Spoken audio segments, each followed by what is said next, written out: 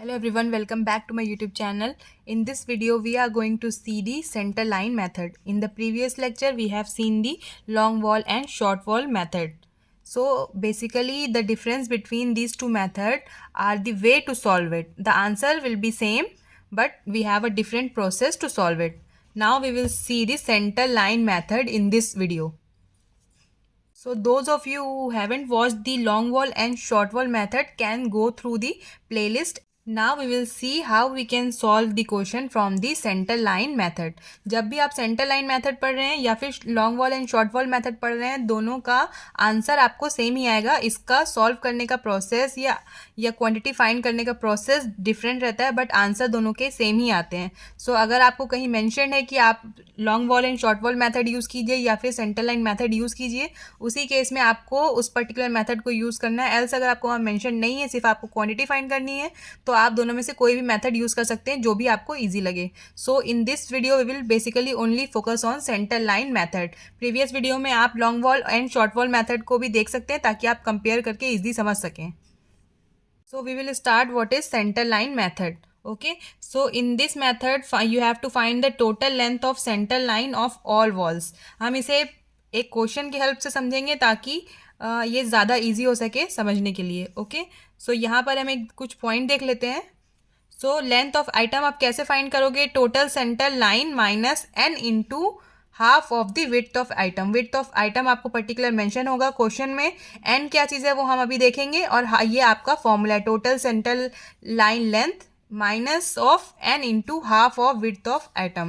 What is n here? N is the number of junctions. Okay, so how we can find the number of junction? We will see first. Okay, so with the help of this example, I will explain you how to find the number of junction first. So if there is a T junction, सो यहाँ पर कितने T junction है? यहाँ पर 1 T junction है और यहाँ पर 1 टी जंक्शन है, तो 1 और 1. तो यहाँ पर टोटल नंबर ऑफ जंक्शन कितने हो गए? 2 जंक्शंस हो गए. ओके, एक टी का एक जंक्शन, एक टी का एक junction, number of junction will be equals to 2 हो गए इस पर्टिकुलर केस में. अब हम नेक्स्ट एक देखते हैं एग्जाम्पल. ये देखिए, ये एग्जाम्पल में आपके कितने टी जंक्शंस हैं? 1 2 3 4 और ये क्या है? आपका क्रॉस जंक्शन है. ठीक है, यहाँ पर आपका प्लस जंक्शन है, तो ये हो जाएगा, यहाँ पर आपका नंबर ऑफ जंक्शन 2 हो जाएगा. ठीक है, जहाँ पर भी ऐसे क्रॉस रहेगा ये जंक्शन जो है वो 2 हो जाएगा. ओके, तो 1 + 1 2 3 4 5 6. तो total number of junction in this case is 6. Now you will understand what is number of junction.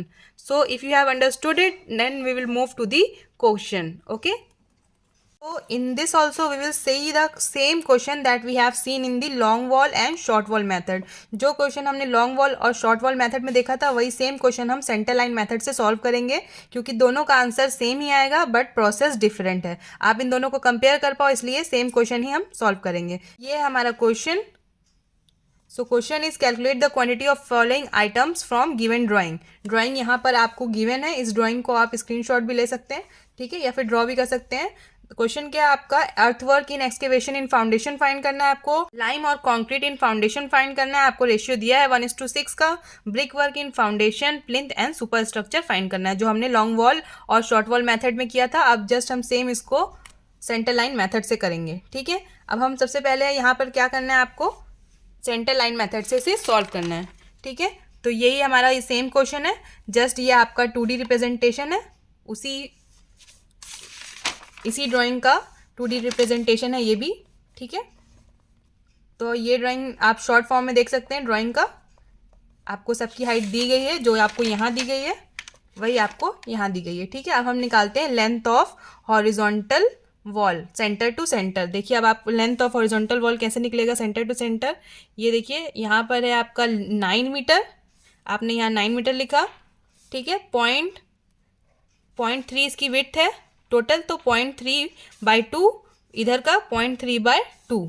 ठीक है, 9 मीटर आपका ये हो गया सेंटर टू सेंटर. फिर आपका यहाँ 0.3/2 + 0.3/2, तो आपका लेंथ ऑफ हॉरिजॉन्टल वॉल हो जाएगा center to center is equals to 9.3 metre.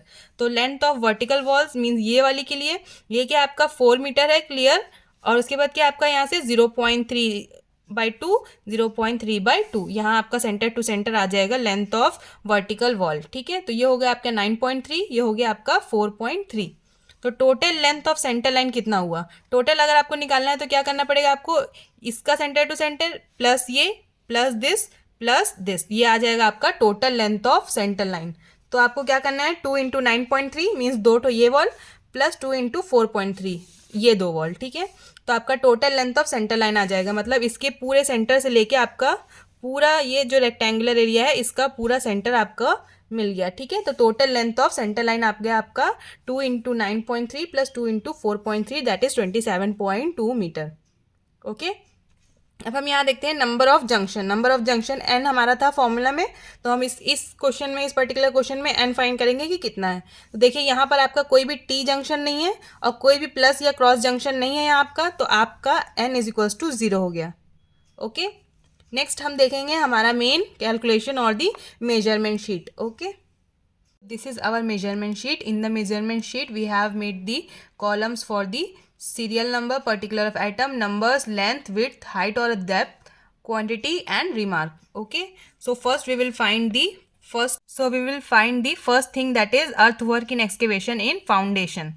Okay, so we will write here earthwork in excavation. Okay, so how many number of wall you have? We have 1. In this center line method you will consider all the wall as a 1 because you have taken the length of line as a length of center line, means you have calculated all the length. Okay, 27.2 meter means your length of wall is 27.2 meter and number of wall become 1.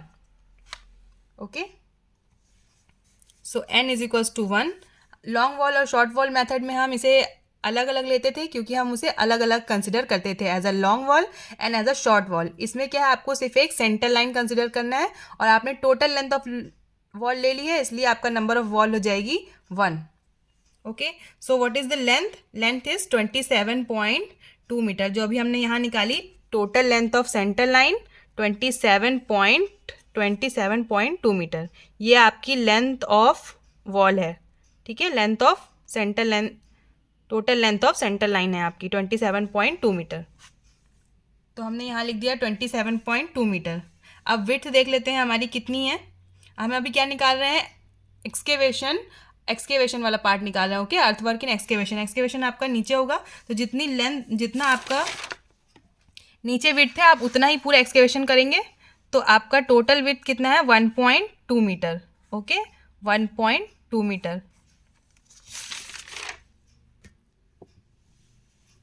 So width will be 1.2 metre. Next height देखना है आपको। तो आपकी excavation की height कितनी होगी, ये हो गया आपका ग्राउंड लेवल। तो इसके नीचे आप टोटल ऐड करिए, कितना होगा, 0.15 प्लस 0.1 प्लस 0.2 प्लस 0.25 प्लस 0.15। इसको अगर आप ऐड करोगे टोटल आपका कितना होगा, depth of excavation will be 0.85 meter. Okay, so we will write depth here as a 0.85 metre.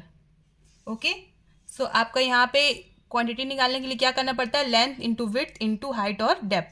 तो आप इसे मल्टीप्लाई करोगे तो आपका वैल्यू कितना आएगा, 27.74 क्यूबिक मीटर। ये मीटर में आपका विड्थ भी मीटर में है, हाइट भी मीटर में है, so it will be cubic metre. Okay, so this is your earthwork in excavation. इसमें आपका इजली आ गया क्योंकि नंबर ऑफ वॉल आपकी आपने 1 ले ली, तो आपका कैलकुलेशन कम हो गया। Long wall and short wall में आपको सेपरेट लॉन्ग वॉल के लिए और शॉर्ट वॉल के लिए निकालना पड़ता है। देन आप उसकी क्वांटिटी को ऐड करते हो, तब आपका टोटल क्वांटिटी आती है। इसमें आपको पूरा, आपने यहाँ पर लेंथ ऐड कर लिया है, पूरा लेंथ ऑफ वॉल, तो नंबर ऑफ वॉल जो है आपकी 1 हो गई, इसलिए आपका एक लाइन में आंसर आ गया। नेक्स्ट देखते हैं हम क्वेश्चन का सेकेंड पार्ट, लाइम कॉन्क्रीट इन फाउंडेशन। रेशियो आपको दिया है 1:6।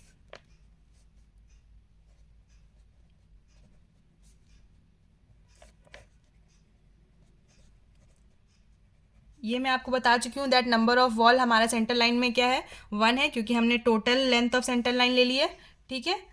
अब नेक्स्ट हमारा लेंथ कितनी है, 27.2 है टोटल, और विड्थ कितनी होगी अब इस केस में, कंक्रीट इन फाउंडेशन। ओके, सो कंक्रीट इन फाउंडेशन के लिए आपकी विड्थ कितनी होगी, 1.2 मीटर। यहाँ आपका कंक्रीट इन फाउंडेशन में आपका हो जाएगा विड्थ 1.2 मीटर।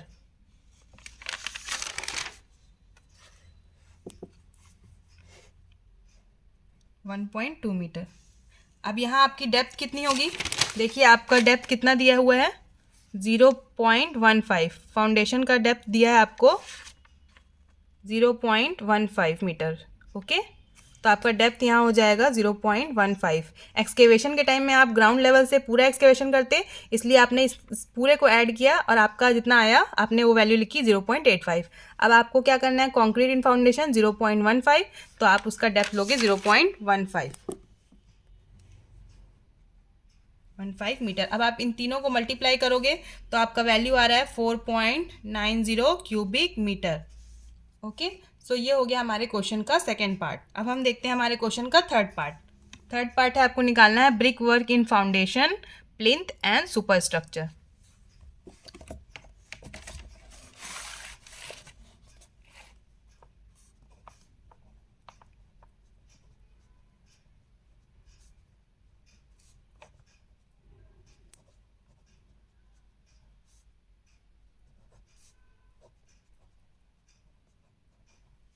सो इसमें हम देखेंगे brick work in foundation and plinth. So first we will see how many steps we have. We have 4 steps, that is 1, 2, 3 and 4. This is the concrete in foundation. This is step 1, step 2, step 3, step 4. Okay, यहाँ पर आपको सबकी width दी गई है।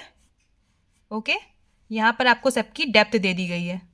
ठीक, यहाँ पर आपको सबकी width दी है स्टेप्स की, यहाँ पर आपको डेप्थ दी हुई है। तो हम इसे बस मेजरमेंट शीट में पुट कर देंगे। तो अब हम फर्स्ट स्टेप ऑफ फुटिंग निकालते हैं।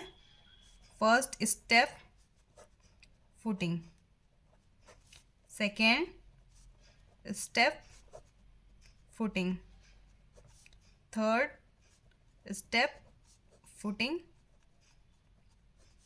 Similarly fourth step footing, then plinth wall.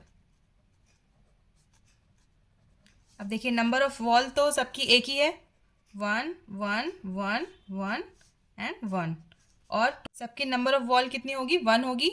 ठीक है, और लेंथ कितनी होगी आपकी टोटल 27.2 सब में।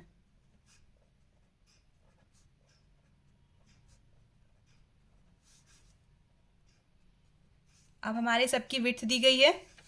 ठीक है, 0.9 0.9 0.9 0.7 0.6 0.5।